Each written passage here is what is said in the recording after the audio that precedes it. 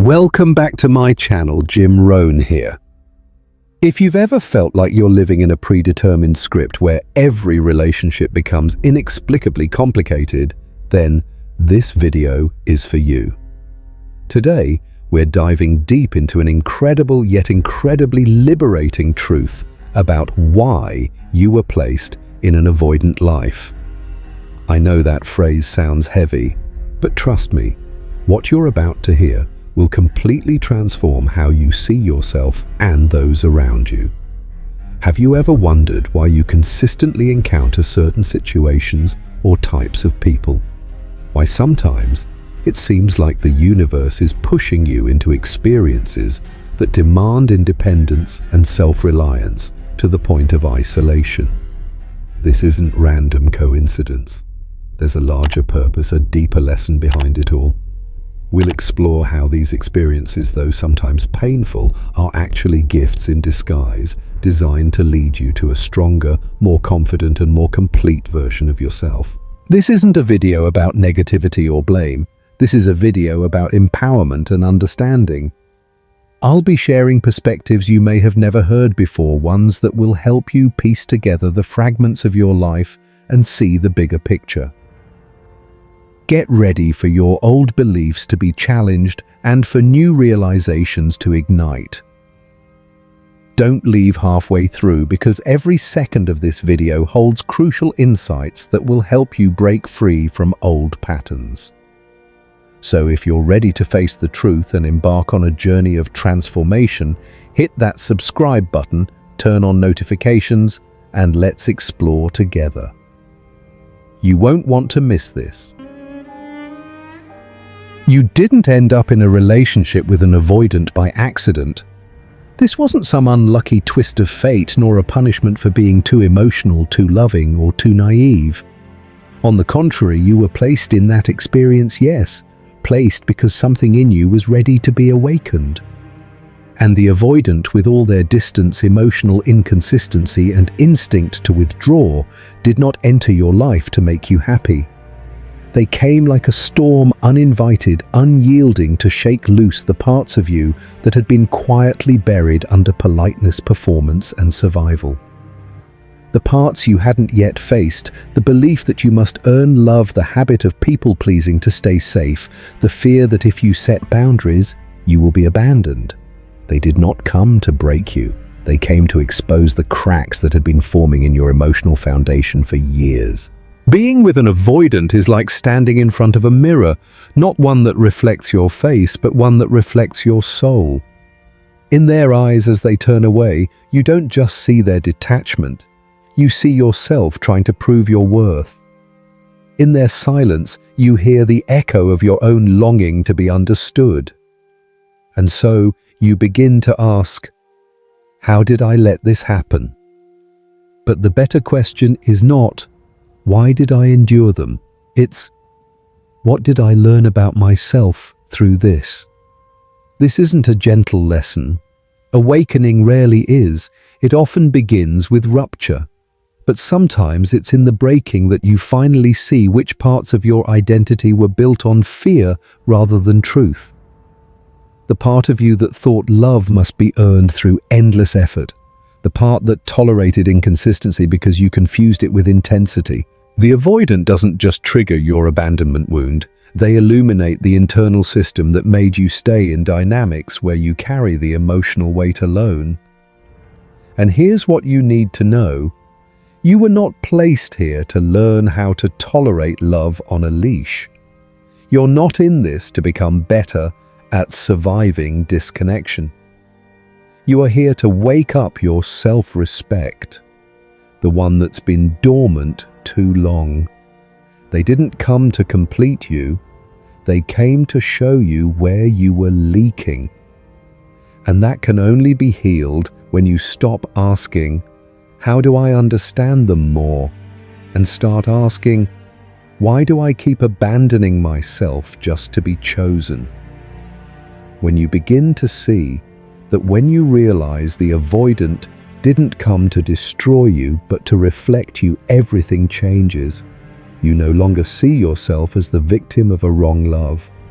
You see yourself as the student of a deeper return, and in that place you no longer need them to see your worth in order to believe in it, because your worth was never in their hands. It was always yours to remember. You are not vulnerable because you are weak. You are vulnerable because you are powerful. You carry a heart big enough to hold others even when they can't express themselves. You have the kind of deep intuition that can sense sadness beneath silence, fear beneath avoidance, and pain beneath distance. You are generous, emotionally available, and deeply committed to connection. But these beautiful traits, when not protected by strong boundaries and clear self-respect, become your greatest liabilities. Not because you are broken, but because you have never been taught how to own your strength, and so you let others define it for you. You didn't enter a relationship with an avoidant because you lacked love. You entered it because you had so much, but hadn't yet learned how to direct it toward yourself first. The avoidant, with their withdrawal, ambiguity, and push-pull dynamic, didn't just confuse you. They triggered the part of you that whispers, "If I just love them enough, they'll finally choose me." But more love has never been the answer if that love is rooted in self-abandonment. You thought you were being patient, but you were enduring. You thought you were being empathetic, but deep down you were begging to be needed. You believed love meant giving everything and asking for little, but you forgot that real love doesn't require you to disappear. And this is where the avoidant reflects something crucial back to you. You have not yet fully stood for yourself. Perhaps you've heard someone say, "Avoidants prey on the weak." But the truth is the opposite. They are drawn to the strong, to people like you, who haven't yet realized how powerful they truly are. People who've spent their lives carrying emotional weight for others. People who learn to stay silent to keep the peace. People who are so good at being okay, they forget they're allowed to not be. Avoidants don't choose you because you're easy to manipulate. They choose you because you haven't yet used your strength to protect yourself. They see your light and they're not ready for it. So they test you. They withdraw, go silent, make you question your worth just to see how far you'll stretch to keep them. And you did stretch, until you snapped. But now you see clearly. You are not broken. You are no longer the rescuer. You are now the protector of yourself. What you need now isn't another chance to prove your love. It's a call back to your wholeness. Because love doesn't thrive in quiet suffering. It thrives in truth. And truth says, "I will not shrink to be loved." When you begin setting boundaries, not from anger, but from dignity, when you stop over-explaining your needs just to be heard, when silence no longer triggers panic, but peace, you are stepping into your true power. Not the power to win, to convince, or to be chosen, but the power of someone who finally remembers what they're worth and refuses to negotiate with anyone who can't see it. The avoidant didn't come into your life to love you. They came to reflect back what you haven't yet healed. Their role wasn't to nurture your heart the way you hoped, but to activate the old attachment patterns that have been living quietly inside you. The patterns of the child who once learned to be good to earn love, who got used to reading others' emotions to stay safe, who believed that love is something you have to earn through effort. These wounds aren't new. The avoidant simply brought them to the surface in a way nothing else had before. Through their distance, their silence instead of conversation, their retreat instead of connection, they forced you to face yourself not through someone else's gaze, but through the clear, sometimes painful light of truth. And the most painful part, it's not that they left, it's realizing how many times you've abandoned yourself just to keep someone else. Their reflection isn't comfortable, but it is accurate. It reveals the times you've believed you had to be better, quieter, more accommodating, more worthy, as if who you are as you are was never enough. And from that pain, a rare opportunity appears. Not a chance for them to come back, but a chance for you to come back to yourself. This is the true turning point, when you stop asking, "What did I do wrong?" and begin asking, "What is this teaching me about who I am?" This is where healing begins, not by begging for change in them, but by turning inward and asking, "What beliefs am I still carrying that no longer serve me?" Maybe it's the belief that you have to sacrifice yourself to be loved. Maybe it's the belief that if someone pulls away, you must chase them. Maybe you've never learned that silence can also be a powerful choice. And now you stand at a crossroads, one that doesn't ask you to toughen up, but to become so authentic that you no longer have to armor up at all. Healing is not about becoming better so they'll come back. It's about peeling off the layers of false beliefs you've gathered, that love comes from outside, that your worth depends on someone else's presence, that you are only valuable if someone validates it. In truth, the answers have always been inside you. But they were buried under fear, ignored intuition, and years of putting others' feelings ahead of your own. The avoidant didn't create this in you. They only amplified what had already gone unaddressed for too long. And now, having seen the truth, you can no longer unsee it. You can't go back to being the one who tolerates, who sacrifices, who waits in silence, hoping someone will finally see you. Because you are beginning to see yourself. And that awareness, that spark of self-recognition, is the beginning of your freedom. Not freedom from them, but freedom from the pattern within you. When you understand that this pain didn't come to punish you, but to return you to your own inner wisdom, to the strength you forgot you had, you begin to see everything differently. You begin to realize that their withdrawal was never a rejection of your worth. It was a reflection of their inability to handle your depth. They didn't walk away because you were too much. They walked away because you were too clear a mirror for their fear. And when you stop explaining your existence to be understood, when you stop chasing approval outside of yourself, something miraculous happens. You no longer need them to feel whole. You rise not to prove anything, but simply because you've remembered who the most important person in your life has always been you. Pain is not punishment, it's a map. Every breakdown, betrayal, and emotional collapse doesn't come to destroy you. It comes to break you exactly where you've been weak for too long, so you can rebuild from awareness, from choice, from strength. When you begin to look back on your story, not through the lens of victimhood, but from the clarity of awakening, you'll see it.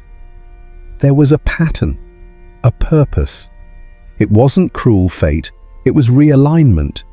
You no longer say, "They abandoned me."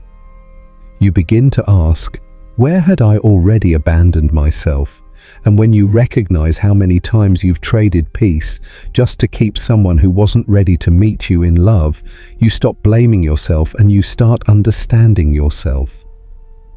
You begin to notice the small moments, the unanswered text you excused for them, the coldness you called, "They're just stressed," the withdrawal you translated as, "Maybe they need space."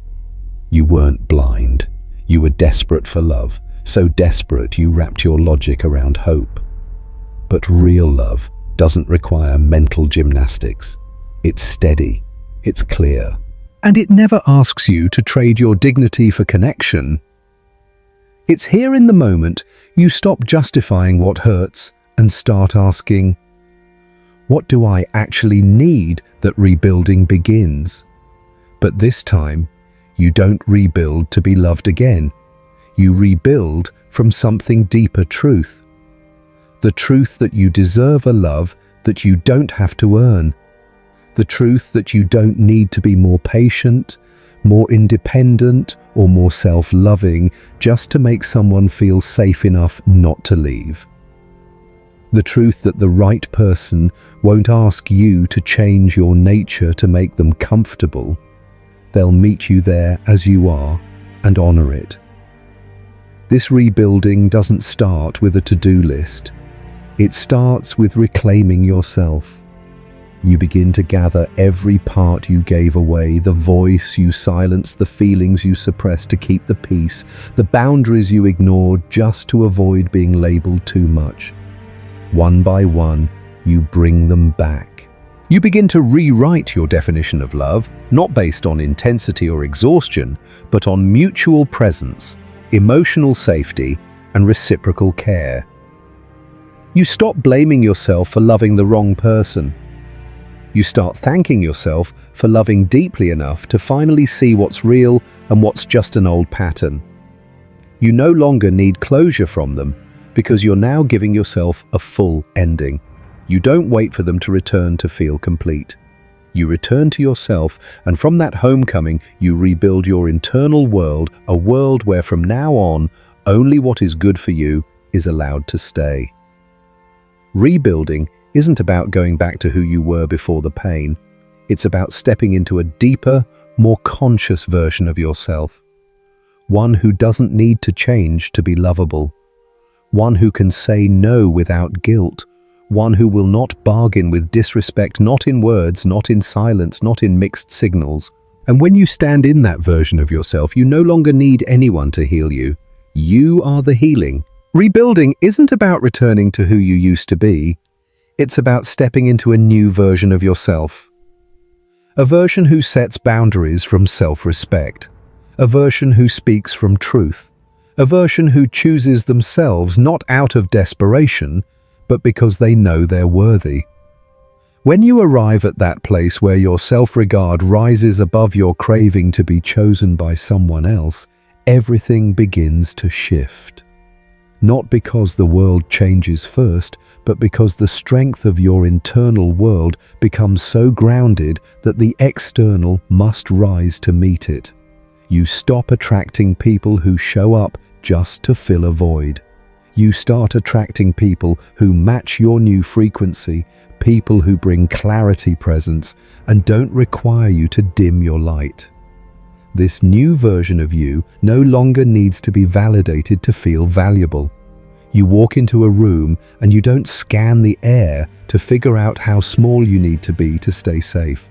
You don't shrink for comfort or control someone else's emotions to feel protected. You no longer compromise with cold silence or beg to warm a heart that's long since locked itself away. Instead, you turn inward and warm your own heart. You listen. You stay present. You don't over-explain because you know your presence is already enough. You don't have to say too much or do too much. Just being you fully unapologetically is your superpower. From this place, the things that once confused you no longer hold weight. The ambiguity, no. Empty promises. Number relationships that make you feel like you have to earn your keep every day. Never again. Because now you no longer measure your worth by someone else's willingness to keep you. You measure it by how fully you're willing to keep yourself even when others won't. And here's the beautiful part. The moment you stop chasing what's not yours, you create space for what truly is to arrive. At this point, you don't need closure. You don't need them to come back and complete your story. You are both the ending and the beginning. You've stopped writing love letters to someone who's never reading. You're writing new chapters now where you're no longer a supporting role in someone else's narrative, but the main character in your own. And you're not waiting for someone to rescue you from loneliness. You've learned to sit with it, breathe through it, and let it pass like an old companion you once leaned on, but now you've outgrown. This new version of you doesn't need to be strong to avoid pain. Quite the opposite. You're strong enough to be soft, strong enough to feel without dissolving, to cry when you need to laugh when you feel light, to walk away when it's time, and to rise when you're ready. This isn't performative healing. This is real. And in that realness, you're no longer afraid of love, because now you don't build it from fear of being left. You build it from fullness. from the solid ground of someone who has walked through pain, not to harden, but to expand. And so you step out of the loop. You are no longer the victim of your old attachment patterns, you are the author rewriting them. You are the one breaking the legacy of self-abandonment, of quiet waiting, of never enough love. You no longer chase validation because you've already validated yourself. And if anyone wants to enter your life, they'll need to come with clarity, integrity, and emotional maturity. Not because you're prideful, but because you finally know you're worth exactly that. You are the one who breaks the cycle. Not just for yourself, but for the generations after you, for the community around you. What you heal ripples outward. You're not alone. You are part of a collective awakening. Every step you take, every boundary you set, every time you choose clarity over confusion, truth over appeasement, you're sending a powerful message to the world. I will no longer carry emotional patterns that don't belong to me. That's how you stop the cycle of painful but normal-looking relationships. That's how you protect your inner child.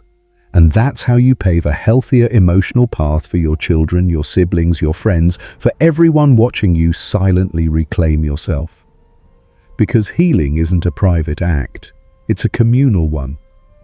When you break a pattern of tolerating emotional lack, you're rewiring your nervous system's love map, and you influence the way those around you understand and express love. They start realizing that love doesn't have to hurt, that love doesn't need to come with silence chasing or confusion to feel real. They watch you, peaceful, grounded, clear, and they wonder, could I live like that too? And the answer is yes, but only when someone like you shows the way. Eventually you'll realize this journey isn't just about recovering from an avoidant, it's about becoming the guardian of your own life. You'll stop asking, when will they see my worth? And instead ask, how am I going to live my worth today?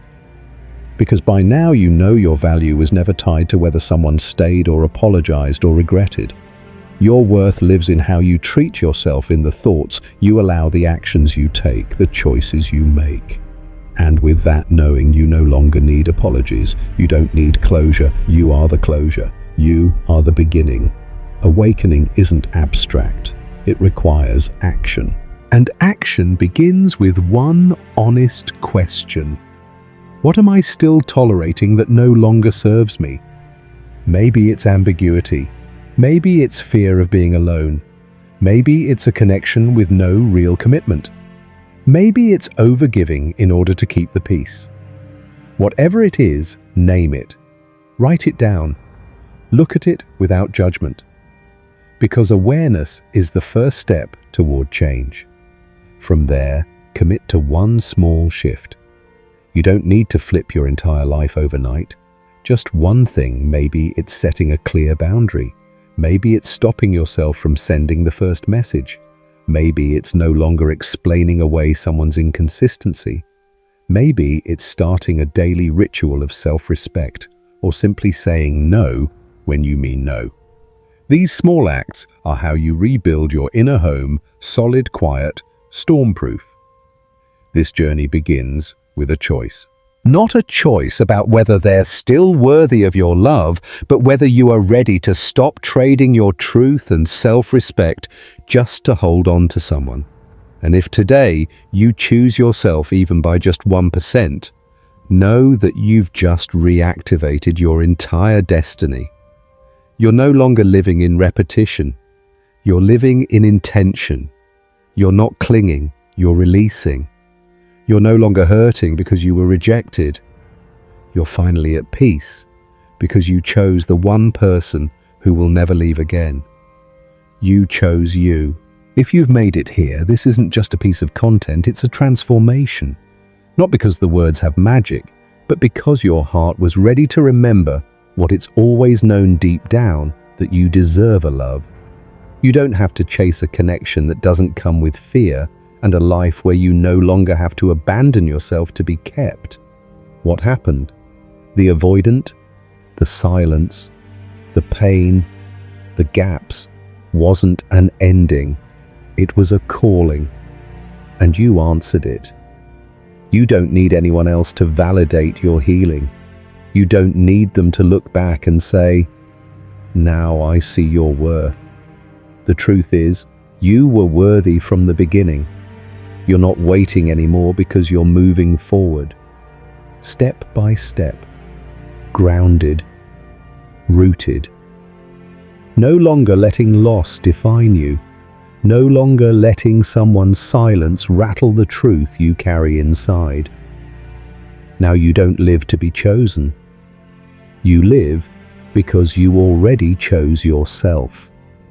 And that is the deepest freedom there is. So don't shrink back. Don't negotiate with half-effort relationships, with promises that lead nowhere, or with silences disguised as love in their own way. You've outgrown that. Now you don't reach back into the past for closure because you are living in the beginning. And if one day the avoidant returns, look at them through the lens of your awakening. Not to punish, not to prove you're fine, but simply to remember the person who once broke your heart was the one who returned you to yourself. In that sense, they've served their role. No further chapters required. From here, you write a new story, one without tug of war, one filled with clarity. No more, "Am I enough?" Just the knowing, "I always have been." This is what healing looks like. This is what real love feels like, and it starts with you.